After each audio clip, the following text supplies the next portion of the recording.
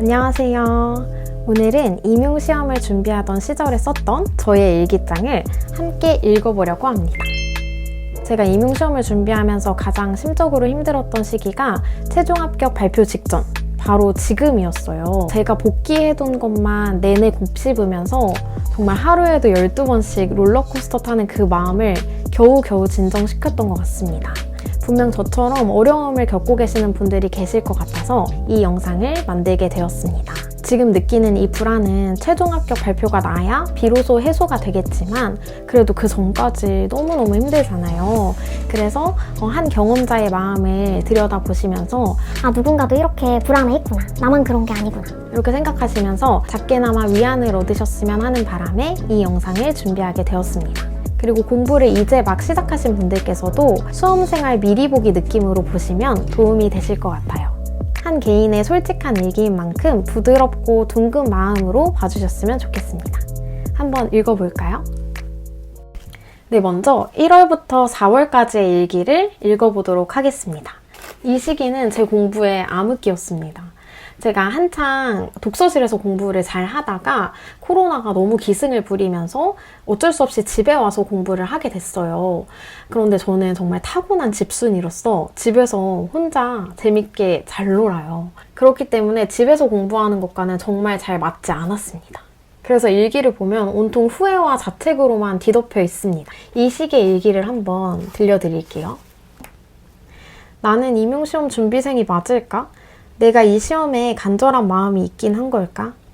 임용 준비한다고 공부하는 신용은 실컷 냈으면서 막상 공부 시간은 너무 적다. 나의 집중력 문제인가? 의지 박약인가? 오늘의 나만 탓하고 있다. 저는 공부를 하면서 제가 야행성 인간이라는 걸 뼈저리게 느꼈어요. 낮에는 되게 여유롭게 띵가띵가 하다가 밤이 돼서야 이제 발등에 불 떨어진 느낌으로 발동이 걸려서 거의 새벽까지 계속 공부를 했던 것 같아요. 그리고 또 조금 늦게 일어나고 그런 식으로 반복이 되었었는데 사실 새벽에 공부를 하기 때문에 절대적인 공부 시간이 그렇게 적진 않았거든요. 그런데 제 스스로 너무 원망스러운 게 많았어요. 그러니까 기본적인 이 생활 패턴도 제대로 잡지 못하는 데서 오는 그런 괴로움과 자책이 컸던 것 같아요. 그래서 지금 이제 공부를 시작하시는 분들께서는 생활 패턴만 좀 건강하게 규칙적으로 잡으시면 스스로 자신감이 좀 느껴지실 것 같습니다. 네, 그런데 그 와중에 그래도 희망적인 일기도 있네요. 오늘은 심플하게 문법을 부셔보겠노라 도전했다. 내가 제일 낯가리는 통사론. 그중 부사절을 아는 문장을 공부할 땐 정말이지 너무 복잡하고 헷갈려서 온 손가락을 휘두르며 이해한 것을 한껏 머금고 새로운 문장을 읽어나가려고 했다. 그렇게 낯설고 초면인 내용을 읽으니 부사형 어미와 종속적 연결 어미에 대해 큰 깨달음을 얻었다. 드디어 이해의 길이 트인 느낌이었다. 그래, 아직 난 모르는 게 너무 많아. 교단에 서려면 더 많은 걸 겸손히 부지런히 배워야겠다고 생각했다. 이렇게 간간히 기쁜 소식도 있네요. 험난한 1월부터 4월까지의 시간을 보내고 5월부터는 제가 드디어 공부의 맛을 알게 됩니다. 그래서 그때는 좀 이렇게 보람찬 일들로 가득했는데 반면에 공부하는 기간이 좀 길어지면서 외로움을 정말 많이 느꼈던 것 같아요. 제가 수험생활 하면서 친구들을 거의 만나지 못했거든요. 그래서 혼자 방에 이렇게 틀어박혀 있으니까 나만 도태되고 고립된 느낌을 많이 느껴서 심적으로는 또 나름대로 힘들었던 시기였습니다. 근데 그때 일기를 한번 같이 볼게요. 제목은 공부, 자책과 성취의 외줄타기. 지난 2달의 슬럼프가 몽땅 사라졌다. 그야말로 컨디션 완전 회복. 공부에 전념하니 하루 끝에선 그 성취가 너무나도 달다. 잘했다 오랜만에. 공부는 날 끝없이 미워하게도 우쭐하게도 만드는 것 같다. 이때 한창 공부에 열을 올렸던 시기였던 것 같아요. 그 다음 일기는 제목은 100도가 되는 순간 물은 끓을 수밖에 없다. 그래. 물을 언제 끓였든 어쨌든 100도에 다다르는 순간 반드시 물은 끓는다. 난 3, 4월 동안 그렇게 높은 온도를 맞추기 위해 불을 지핀 거다. 그 뜨거운 온도에 적응하고 있던 거다. 그동안 물이 끓는 온도를 감내하는 자세를 익혔고 이제 불을 지피는 데 성공했으니 5, 6, 7, 8월에는 100도에 맞춰보자. 그럼 8월쯤 물이 끓을 것이고 11월까지 내 모든 노력, 공부가 한데 어우러져 푹 삶아지고 볶아지고 뭉쳐질 것이다. 그래, 난 충분히 준비하고 적응했다. 이 타오르는 의지 그대로 달려보자. 이렇게 되게 자극되는 일기도 썼네요. 그래서 이렇게 일기를 쓰면 좋은 게 제 스스로도 계속 돌아보면서 성찰할 수 있고 또 이런 자극되는 기록들도 남길 수 있어서 동기부여가 계속 되었던 것 같아요.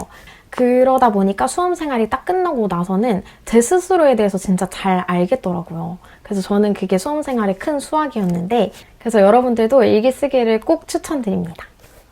그리고 제가 아까 말씀드렸듯이 이제 공부에 몰입하게 되면서 인간관계에 대한 회의는 많이 느꼈다고 했잖아요. 그것과 연결된 짠한 일기가 또 있네요.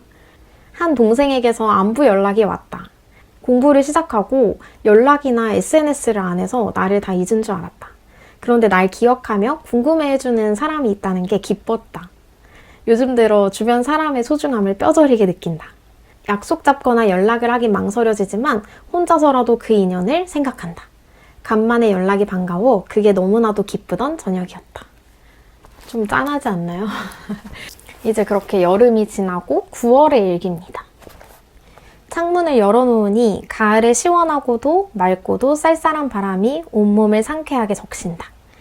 요즘 기출 분석을 한창 했더니 시험이 코앞이라는 게 체감되고 당장 이 문제를 잘 풀면 시험을 잘 볼 거란 생각에 조급하기도 긴장되기도 설레기도 한 요즘이다.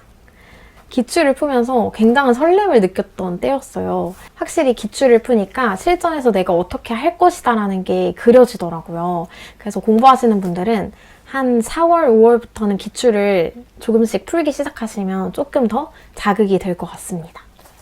그 후로 10월, 11월은 정말 여유가 없어서 일기는 거의 뭐 텅텅 비어 있고요. 어느덧 1차 시험 당일로 넘어갑니다. 그때 일기를 짧게 들려드릴게요. 나름대로 예상했던 내용이 나와서 이건 이걸 묻는 거군 하긴 했다.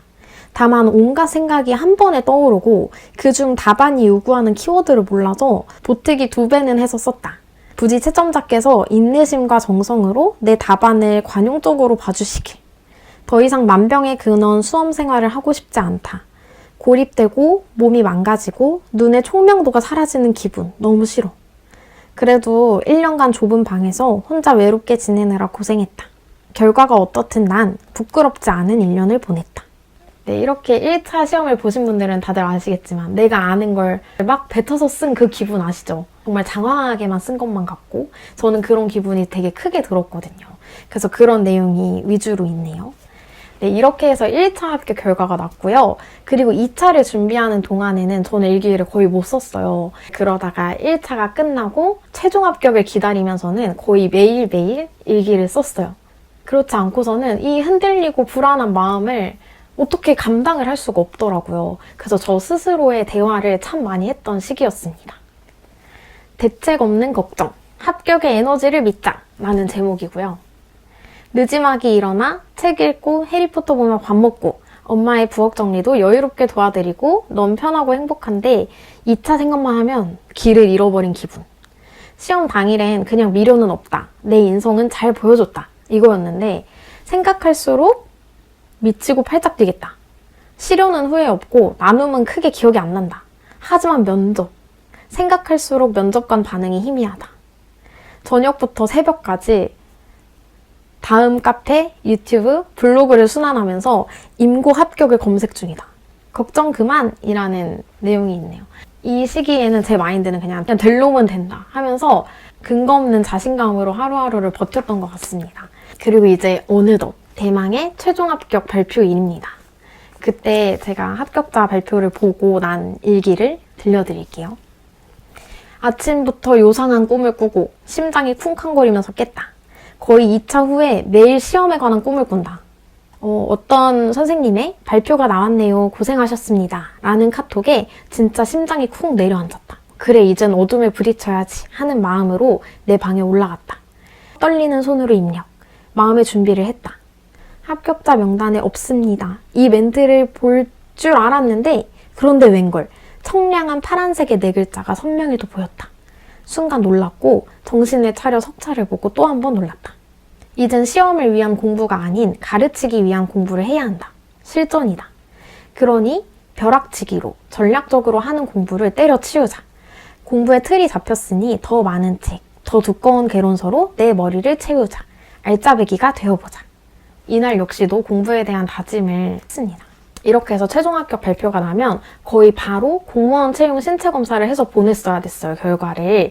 그리고 나서는 신규 임용 예정자 연수가 있었고요. 그리고 2월 한 중순쯤에는 발령 학교에 찾아가서 이제 첫 인사도 하고 말씀도 나누고 했습니다.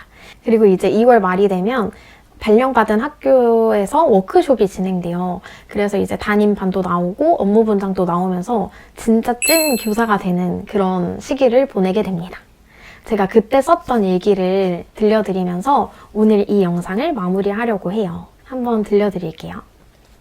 담임도 나오고 교과서도 받으니까 이건 진짜 더 이상 장난이 아니다.